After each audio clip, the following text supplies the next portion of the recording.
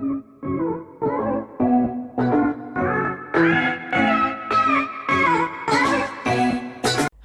everyone, welcome back to the physics class.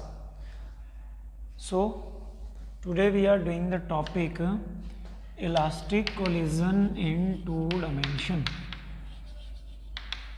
Elastic collision in two dimension. Two dimension में elastic collision, हमने elastic collision one dimension पढ़ा था. What is the meaning of two dimension?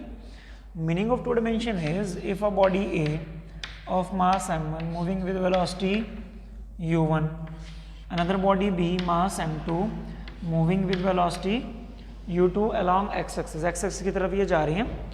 now they collide with each other. this is body a and this is the body b. So they collide with each other, and after the collision both the bodies moving in different direction. A is in the direction m1 with velocity v1 and b is in this direction mass m2 velocity v2. This is the x-axis. A is making an angle theta with the x-axis and b is making an angle phi with the x-axis. So before the collision they are along the same direction, but after the collision they are along the different directions. That's why this in two dimensions, two direction, that's why this is called elastic collision in two dimension. As we have studied that in elastic collision momentum and kinetic energy is conserved. So let us consider the momentum, because there are two directions. So first of all we are discussing conservation of momentum along x-axis. Conservation of momentum along x-axis. x-axis में क्योंकि momentum एक vector quantity या direction होती है इसकी, तो इसके लिए हम चलेंगे अभी x-axis में. अगर बात करें बिफोर कोलिजन x-axis में फर्स्ट बॉडी का मोमेंटम कितना है, that is m1 u1, second का m2 u2. And what about after the collision along x-axis? Now we are taking the components of this vector. momentum इसका कितना हो गया, that is m1 v1, इसका इधर momentum हुआ m2 v2. अगर हम इस momentum के component करें, first m1 v1 cos theta, इस momentum के इधर बने that is m2 v2 cos phi, क्योंकि जिस तरफ एंगल होता है उधर cos के component बनता है, दूसरी तरफ sin के. अगर हम इसके vertical component की बात करें, this is m1 v1 sin theta and this is m2 v2 sin phi. m1 v1 sin theta divided by m2 v2 sin phi. So we have taken the rectangular components of momentum m1 v1 and momentum m2 v2. So now we are taking along x-axis. before momentum x-axis में ही है दोनों का total momentum. After collision x-axis का जो momentum है that is m1 v1 cos theta plus m2 v2 cos phi. x-axis m1 v1 cos theta दोनों same direction में इसलिए प्लस हो गया. Now it becomes m2 v2 cos phi. So this is the momentum along x-axis. Now we are taking along y-axis. We are taking along y-axis. अब initially अगर before collision की बात करें तो बॉडीज y-axis में जा ही नहीं रही. बॉडीज अगर वाई एक्सिस में नहीं जा रही तो इसका मतलब इनिशियली जो वाई एक्सिस का मोमेंटम है, वाई एक्सिस में ये भी नहीं मूव करी जीरो, इसका momentum zero. But after the collision there is a component of momentum along y axis. First is m1 v1 sin theta and second is m2 v2 sin phi, but they are in opposite direction, so there will be a negative sign m2 v2 sin phi. So this is along vertical upward and this is along downward. एक positive एक ऊपर था तो वो positive ले लिया, जो एक नीचे की तरफ था उसको हमने ले लिया negative. So this is the law of conservation in elastic collision along x and y axis. After this, as kinetic energy is also conserved, so we will discuss now kinetic energy conservation before the collision and after the collision. Now as kinetic energy is also conserved in elastic collision, so kinetic energy is also conserved. Now we are calculating the kinetic energy of the bodies initially and after the collision. Before the collision, kinetic energy of the first body is half m1 u1 square plus half m2 u2 square is equal to half m1 v1 square plus half m2 v2 square. Because energy is a scalar quantity, so direction doesn't matter in the case of kinetic energy. Momentum is a vector quantity.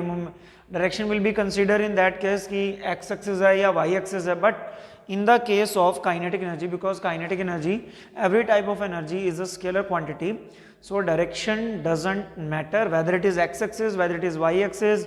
It will be only along the motion of the body, that is at an angle theta with the x axis.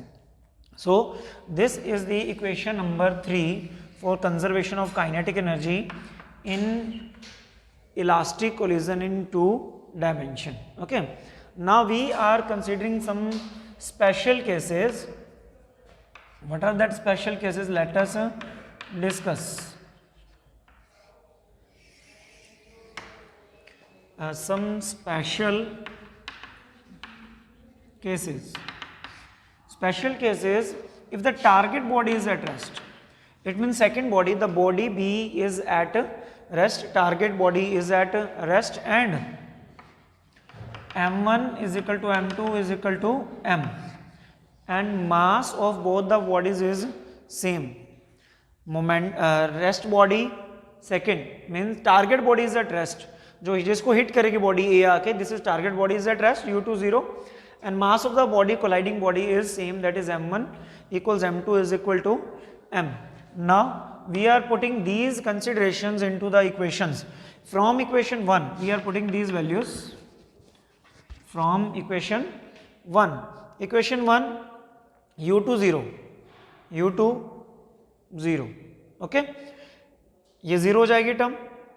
This is m1, m1 को हमने m put किया तो ये क्या बन जाएगा, that is mu1 equals mv1 cos theta plus mv2 cos phi, mv1 cos theta plus mv2 cos phi, m common, m से m cancel, so what it will be now, now the equation becomes u1 equals v1 cos theta plus v2 cos phi. This is the equation number 4.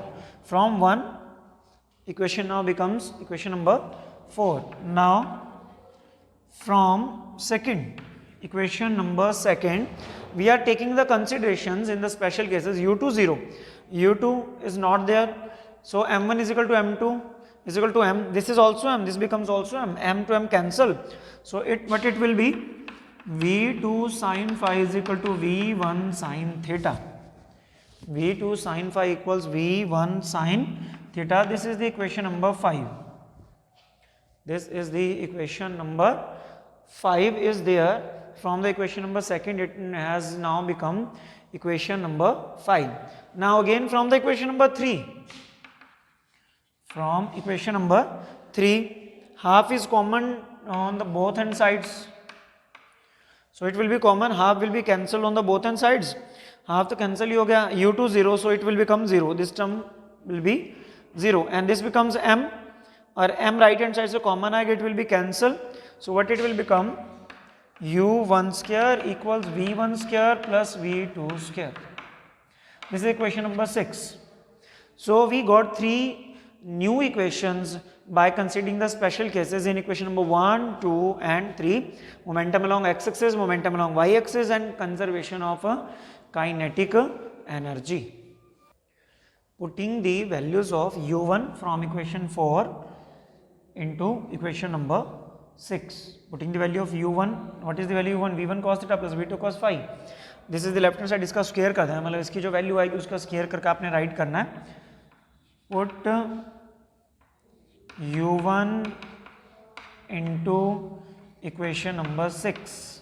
Equation number 6 में put करते हैं, u1 का square है तो सारे का square, v1 cos theta plus v2 cos phi सारे का स्क्वायर इक्वल्स, यहाँ ये बन गया इक्वल्स क्या है v1 square plus v2 square, v1 square plus v2 square a plus b का होल स्क्वायर क्या बनेगा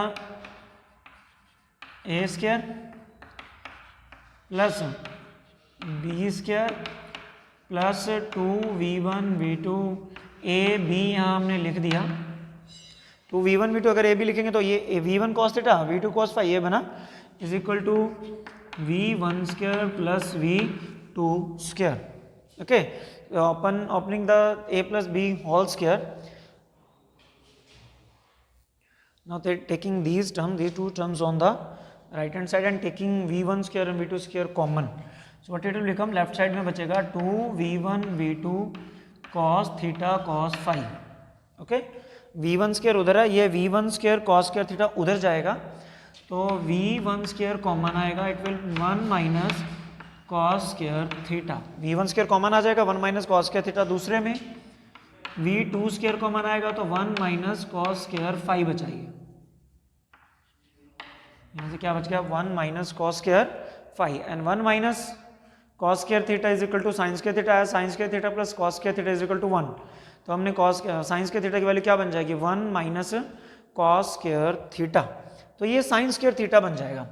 सो what it will be now 2v1 v2 cos theta cos phi v1 square sine square theta plus v2 square sine square phi, v1 square sine square theta plus v2 square sine square phi, ये बन गया हमारे पास।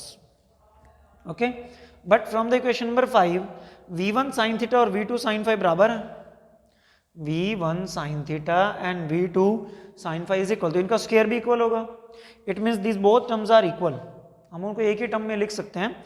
Now what we are writing from this, look at here, left hand side में क्या चल रहा है 2v1 v2 cos theta cos phi, v1 sine square theta plus v2 square sine square phi को हमने 2v1 square sine square theta लिख दिया, 2v1, इसको भी v1 square sine square theta, इसको भी v1 square sine square theta, तो क्या बना 2v1 square sine square theta. तो अगर हम यहाँ से कैंसिल करने की कोशिश करें 2 से 2 कैंसिल, एक v1 से v1 कैंसिल हुआ। Okay, now we are cos theta की वैल्यू यहाँ से कैलकुलेट कर लो, cos थीटा क्या आ गया यहाँ से इधर जाएगा, एक v1 उधर पहले ही है, v2 यहाँ से नीचे चला जाएगा, साइन स्क्वायर थीटा भी वहाँ पहले है और cos फाई और आ जाएगा। So this is the value of cos theta, this is the value of cos theta, cos theta की जो वैल्यू आ गई that is v1 by v2 sine square theta plus by में cos फाई।